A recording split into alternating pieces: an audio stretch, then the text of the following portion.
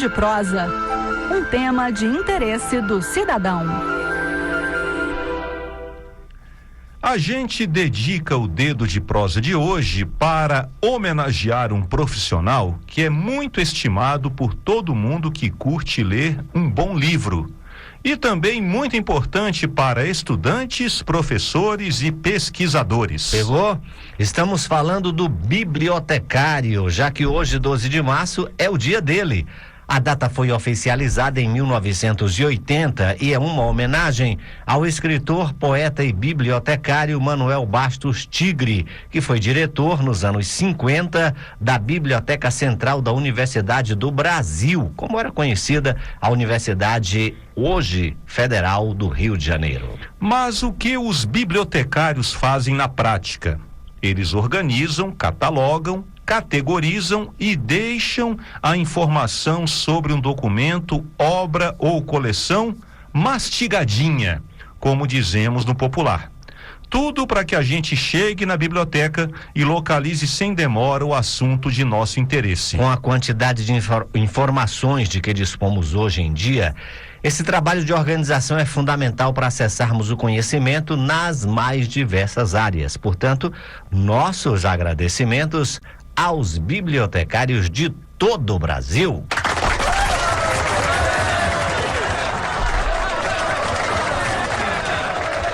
E escuta só que iniciativa bacana da Biblioteca do Senado e destacada por uma notícia publicada na intranet aqui do Senado. A Biblioteca Acadêmico Luiz Viana Filho conta com um programa especial de doação de livros para bibliotecas públicas.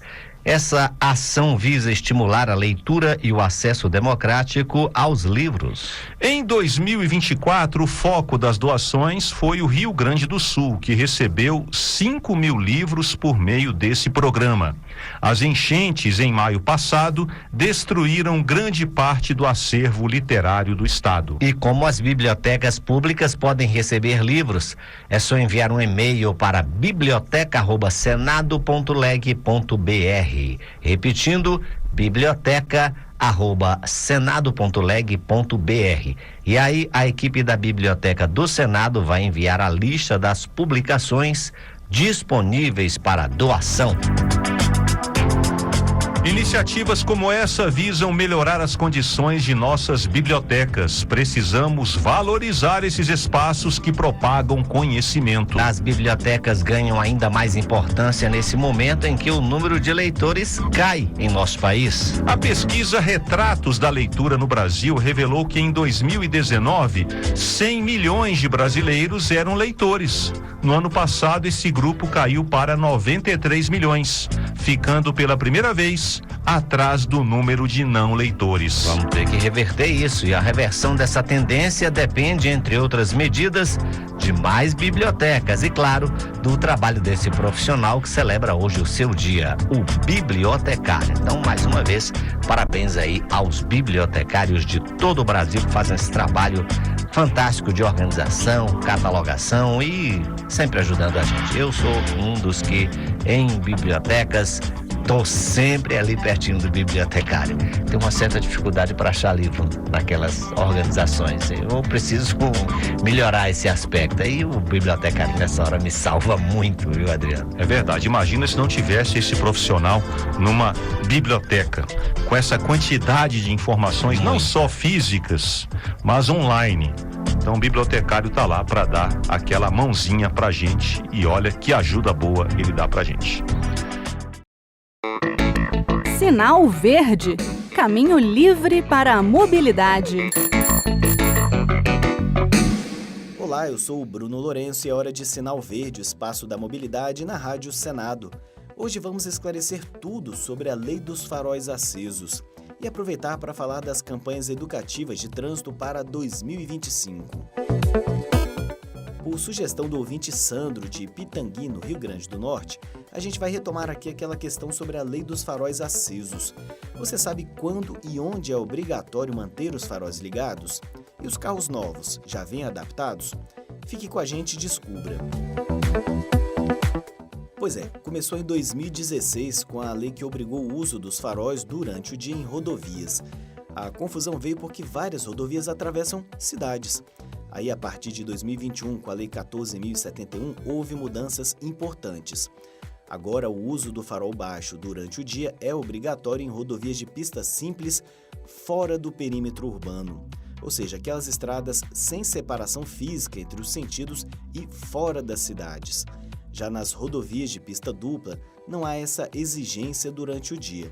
A lei pede também o uso dos faróis em túneis ou sob neblina, chuva ou cerração, mesmo durante o dia, ou seja, em condições ruins de visibilidade. Se o seu carro possui luzes de rodagem diurna, as famosas DRL, você está dispensado de usar o farol baixo durante o dia, mesmo em rodovias de pista simples. Mas lembre-se, à noite o farol baixo continua sendo obrigatório para todos. E falando nos veículos novos, a partir de 2025 deste ano, todos os modelos saem de fábrica com DRL instaladas. Isso significa mais segurança e comodidade para os motoristas, já que essas luzes acendem automaticamente ao ligar o carro. É tipo com as motos, né? Acontece isso também. Mas e quem tem um carro mais antigo? Precisa fazer alguma adaptação? Se o seu veículo não possui DRL, é preciso manter o farol baixo aceso nas situações exigidas por lei. Não há obrigatoriedade de instalar DRL, mas muitos optam por essa adaptação pela praticidade. De qualquer forma, o importante é estar sempre em conformidade com a legislação para garantir a segurança de todos. E vale lembrar, não cumprir a lei pode resultar em multa de R$ 130,16 e 4 pontos na carteira. Então, nada de bobeira. Fique atento às sinalizações e às características das rodovias por onde você trafega. Na dúvida, liga lá o farol. E claro, mantenha sempre os sistemas de iluminação do seu veículo em perfeito estado. Hoje vamos falar também das campanhas educativas de trânsito em 2025.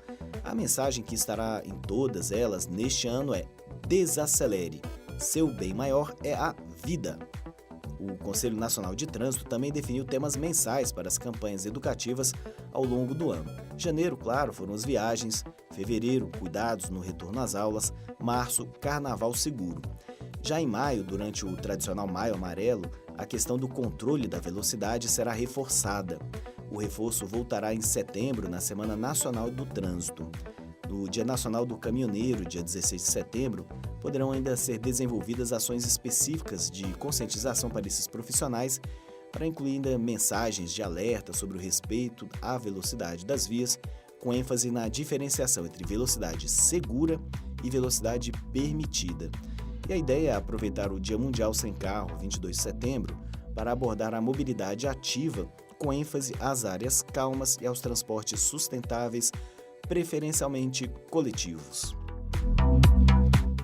Por hoje é isso. O que acharam do pedido para desacelerar? E ficou alguma dúvida sobre o questionamento do Sandro, lá do Rio Grande do Norte, sobre a lei dos faróis acesos? Fale com a gente. Nosso e-mail é radio@senado.leg.br e o WhatsApp da rádio é 61 98611 9591. Lembro ainda que é possível encontrar episódios anteriores, basta fazer uma busca na internet por Sinal Verde Rádio Senado ou entrar em www.senado.leg.br/radio/podcasts. Um abraço a todos e até o próximo Sinal Verde. Sinal Verde, caminho livre para a mobilidade. Entrevista. O Sistema Único de Saúde deve assegurar para mulheres com idade a partir de 40 anos o direito à realização anual de mamografia para o rastreamento do câncer de mama. É o que determina um projeto apresentado neste ano pelo senador Plínio Valério, do PSDB do Amazonas. E vamos conversar agora com o senador que está na ponta da linha. Senador Plínio Valério, bom dia. Bom dia, que bom estar de volta com vocês aí mais uma vez, falando para todos os ouvintes, em particular lá para o nosso Amazonas, para Iranduba. Bom dia. Bom dia, senador. Senador Plínio Valério, por que estabelecer o marco de 40 anos como idade para garantia de mamografias anuais para mulheres no SUS? Eu tenho um laço muito estreito com o pessoal que cuida do câncer no Amazonas, lá no Centro de Oncologia, que a gente ajuda como pode E eu fui procurado por ele, doutor Gerson Mourão, pela doutora Simone Bandeira, pelo pessoal aqui de Brasília e do Rio de Janeiro, porque o Ministério da Saúde baixou uma norma, é loucura isso, baixou uma norma aumentando o rastreamento do câncer de mama para ser feito entre 50 a 59 anos. E as estatísticas, os trabalhos científicos mostram que das mulheres que morrem vítimas do câncer de mama, 25% tem menos de 50, um pouco a mais de 40. Então, me pediram para que eu pudesse agir. E como legislador, como senador, é a nossa área que nós podemos fazer. Fizemos um projeto de lei determinando que o SUS faça o rastreamento do câncer de mama das mulheres de 40 anos em diante. Isso significa o quê? Livrar da morte cerca de 73 mil mulheres, porque 25% das mulheres que morrem de vítima de câncer pertencem a essa idade, que dá um número de 73 mil mulheres.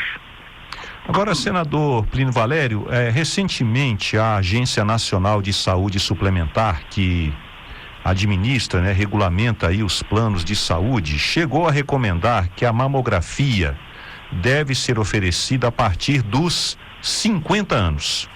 Isso é uma evidência de que o assunto não tem consenso entre os médicos, ou a ANS está, digamos assim, indo contra o que os médicos estão dizendo? Olha, nós estamos programando, eu estou pedindo uma audiência pública e querendo detectar quem é contra, quem pensa como o governo federal, quem pensa que tem que ser feito acima de 50.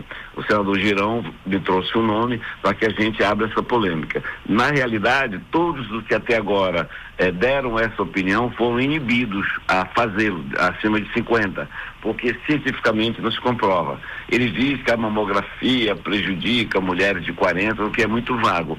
A gente está trabalhando com números, então a gente vai fazer uma audiência pública para quem não concorde tenha a oportunidade de se manifestar. Mas eu estou convicto, porque eu conheço os médicos que estão me incentivando a fazer. Dr. Rufo, aqui de Brasília, é um dos que entende mais sobre câncer de mama e é dessa opinião. Então, a gente pode abrir essa oportunidade, essa polêmica.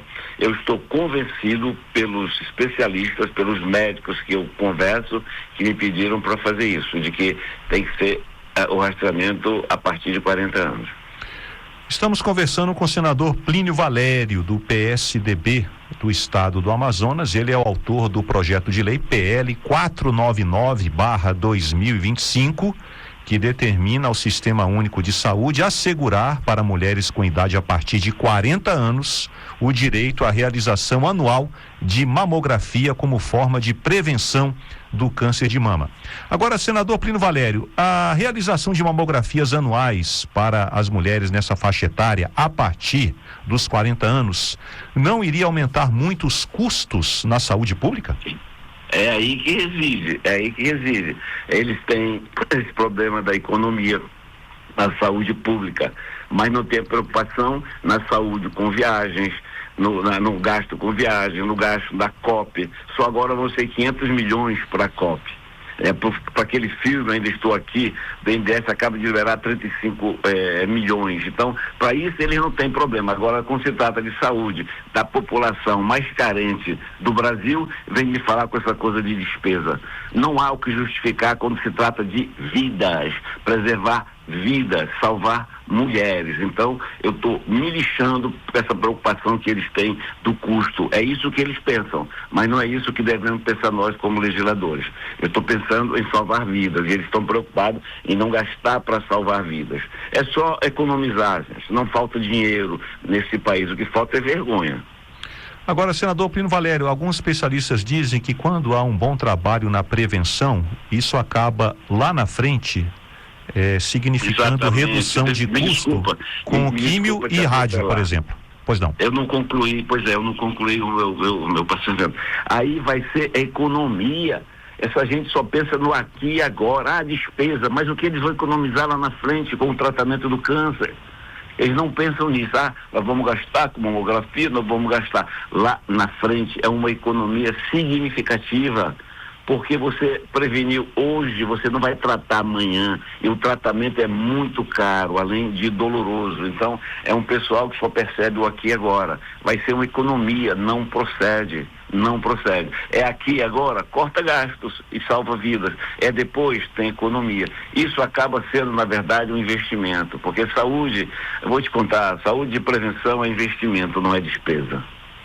A expectativa do senhor, então, que esse projeto, que ainda vai ser direcionado, né, para as comissões aqui do Senado, o senhor acredita aí numa discussão e aprovação rápida dessa matéria?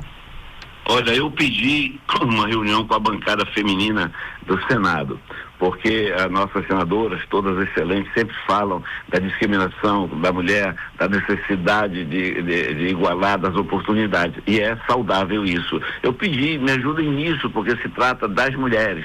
Eu, como legislador, vejo o Brasil como um todo. Não tem homem, não tem mulher, tem brasileiro. Eu pedi para que nós possamos agilizar, ou seja, chega na comissão, se aprova, pede regime de urgência. Então eu pedi, e eu vi sensibilidade dela. A senadora Leila, que é a coordenadora, já marcou reunião para a semana com a bancada feminina. Porque a bancada feminina estando ao lado, a gente acaba conseguindo dar agilidade a esse projeto. Senador Plínio Valério, muito obrigado aqui pela entrevista. Bom dia para o senhor. Bom dia, um grande abraço a todos. Fiquem com Deus.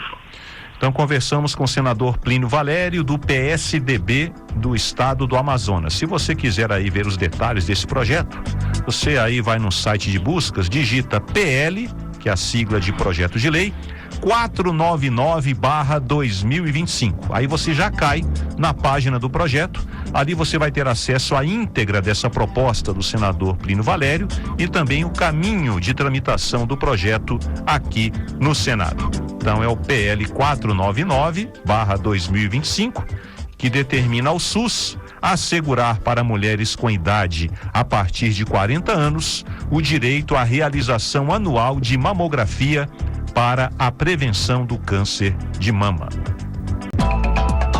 Agenda do Senado. Daqui a pouquinho, às 9 horas da manhã, horário de Brasília, tem reunião da Comissão de Assuntos Sociais. Os detalhes com a repórter Marcela Cunha. Bom dia, Marcela. Oi, Adriano, bom dia Gesiel. Hoje eu vou acompanhar às 9 horas da manhã a reunião deliberativa da Comissão de Assuntos Sociais. E na pauta estão 13 itens, sendo 8 deles projetos de lei. Entre eles, eu queria destacar aqui para os nossos ouvintes o que estabelece a atenção humanizada como um princípio no âmbito do Sistema Único de Saúde, o SUS, e outro que cria uma campanha nacional de incentivo à doação de cabelo a pessoas carentes em tratamento de câncer e vítimas de escalpelamento. Os senadores da CAIS também podem decidir pelo projeto que facilita a inserção no mercado de trabalho de mulheres acima de 50 anos. Olha só, as entidades que compõem o Sistema S, como o SESC e o SENAC, vão ser incentivadas a implementar programas específicos para elas e desenvolver iniciativas empresariais para o aprimoramento profissional, a manutenção do emprego, e o chamado Emprega Mais Mulheres também deverá priorizar pessoas sem recursos e vítimas de violência doméstica. Esse projeto tem decisão terminativa e, se for aprovado hoje na CAIS, segue direto para a Câmara dos Deputados. É com vocês aí no estúdio. Obrigado, Marcela Cunha. Vamos continuar aqui na faixa das 9 horas da manhã. A CCJ, que é a Comissão de Constituição e Justiça, pode votar o projeto que prevê a prisão de torcedor violento por até 4 anos. A agenda da CCJ é com o repórter Bruno Lourenço. Bom dia, Bruno. Bom dia, ouvintes. Bom dia para a bancada do Conexão Senado. A Comissão de Constituição e Justiça retoma, nesta primeira reunião deliberativa de 2025, a análise de projetos como o que prevê a prisão de torcedor violento por até 4 anos, o dobro da punição atual. Os senadores podem ainda votar o aumento das penas aplicadas a furtos, roubos e receptação de fios de fornecimento de energia elétrica, telefonia ou internet.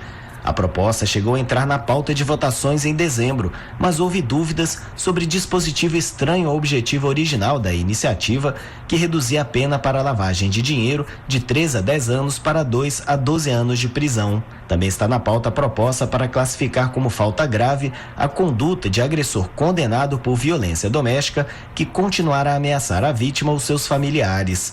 Assim, esses condenados poderão perder benefícios como regime aberto ou semiaberto e até mesmo irem para o regime disciplinar diferenciado. Obrigado, Bruno Lourenço. Ainda às 9 horas da manhã, o Congresso Nacional vai realizar sessão solene para homenagear o Dia Mundial das Doenças Raras. Às 10 horas, reunião da Comissão de Ciência, Tecnologia, Inovação e Informática. Na pauta, o projeto que altera a lei do Sistema Nacional de Ciência, Tecnologia e Inovação para a Agropecuária. Às 10h30, a Comissão de Esportes se reúne para eleger o vice-presidente da comissão e depois votar requerimentos e projetos. Um deles é sobre a modalidade lotérica denominada apostas de cota fixa, para vedar ações de comunicação, publicidade e propaganda. Também às 10h30, a Comissão Mista de Orçamento promove audiência pública para debater o benefício fiscal do Programa Emergencial de Retomada do Setor de Eventos. E às 11 horas da manhã, a Comissão de Direitos Humanos e Legislação Participativa se reúne para analisar uma pauta com 24 itens, entre eles o projeto que autoriza o porte de arma de fogo para as mulheres sob medida protetiva de urgência. Até aqui você ouviu a agenda do Senado para parte da manhã. Na parte da tarde, às 2 horas, temos sessão deliberativa do Senado Federal. Os detalhes da pauta com a repórter Érica Christian. Bom dia, Érica. Bom dia, Adriano. Bom dia, Gesiel. E uma excelente quarta-feira para todos os ouvintes da Rádio Senado. E o plenário pode votar hoje a criação da Política Nacional de Linguagem Simples para garantir que todos os documentos oficiais da administração pública sejam escritos de forma compreensível para qualquer pessoa. Entre as regras está o uso da forma direta, de frases curtas e de palavras comuns. Também estão na pauta o projeto que vai tornar obrigatória a veiculação de informações sobre a prevenção de doenças pelas emissoras públicas, educativas e comunitárias de rádio e TV e um acordo internacional do Brasil com a Mongólia na área de educação. A sessão do plenário está prevista para começar às 2 horas da tarde com os discursos e às 4 horas com as votações.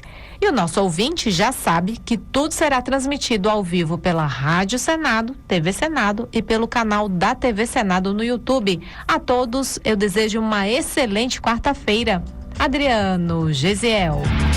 Érica Christian, muito obrigado. Também às 2 da tarde, a Comissão de Agricultura e Reforma Agrária se reúne para votar, entre outros projetos, a proposta que reduz impostos sobre a mineração de calcário de uso agrícola. E fechando a agenda de hoje, também às 2 horas tem reunião da Comissão de Transparência, Governança, Fiscalização e Controle e Defesa do Consumidor. Na pauta, requerimento de audiência pública para debater o comércio de suplementos alimentares. Para acompanhar os trabalhos legislativos, continua com a gente aqui na Rádio Senado ou então pela TV Senado ou youtube.com/TV Senado, também pelo senado.leg.br/atividade e no seu aplicativo Senado Digital.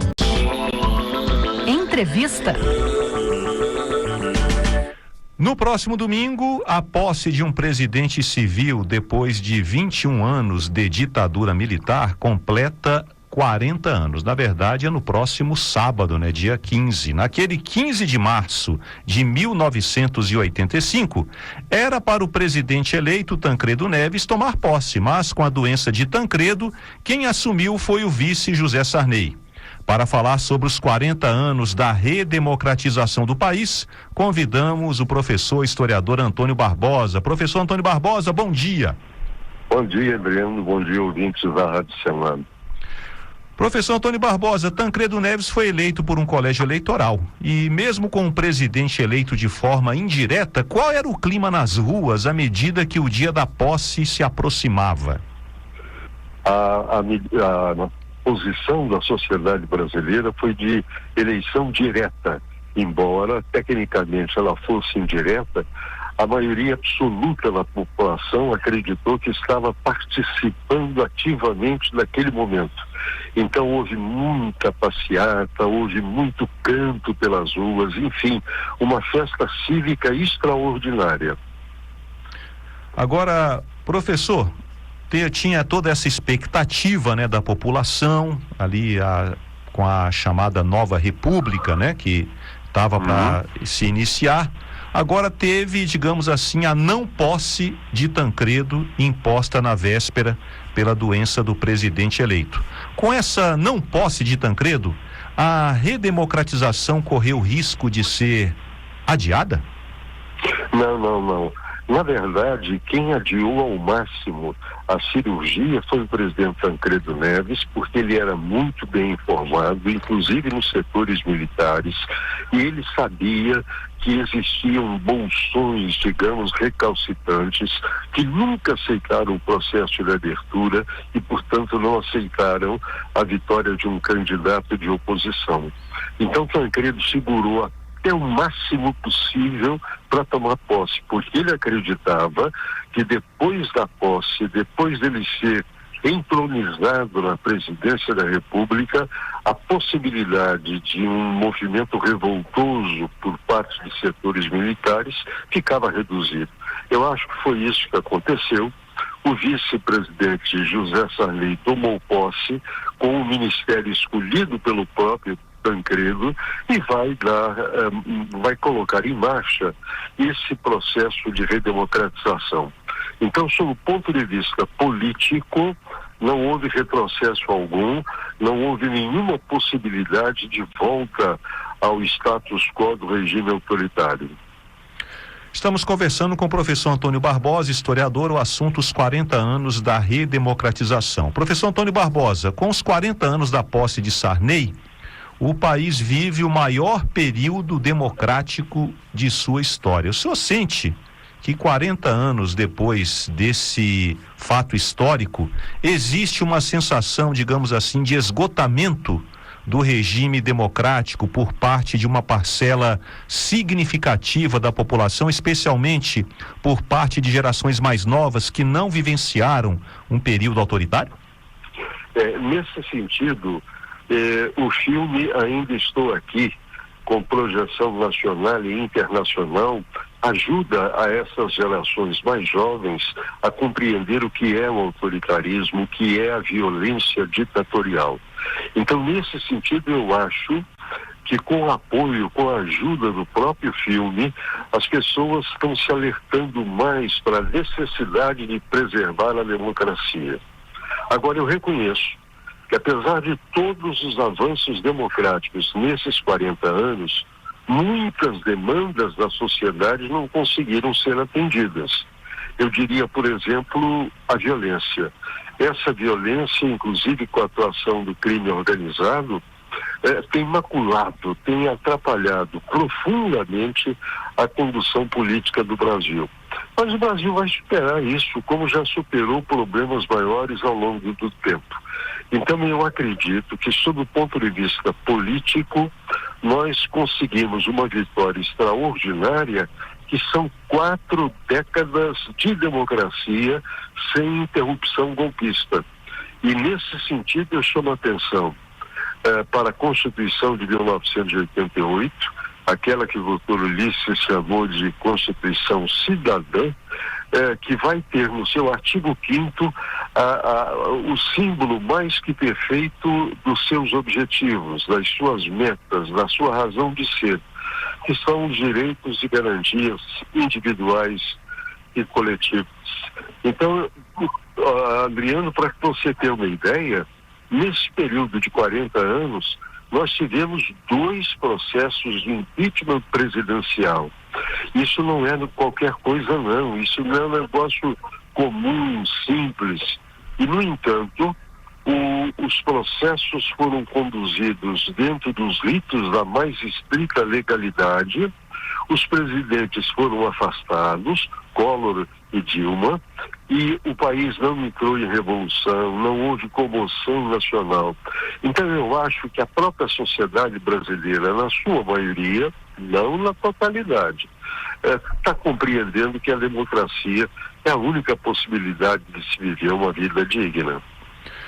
Professor Antônio Barbosa, muito obrigado aqui pela entrevista. Eu sei que nessa semana, por conta aí dessa efeméride, né, 40 anos da redemocratização, a sua agenda aí deve estar bem cheia de órgãos de imprensa querendo aí conversar com o senhor, querendo sempre a sua opinião, que é muito bem-vinda. Muito obrigado por ter encontrado um espaço na agenda da Rádio Senado. Bom dia para o senhor. Eu é que agradeço muito, eu tenho muito orgulho de poder contribuir com a Rádio Senado, viu? Um abraço para o senhor, bom dia. Bom dia.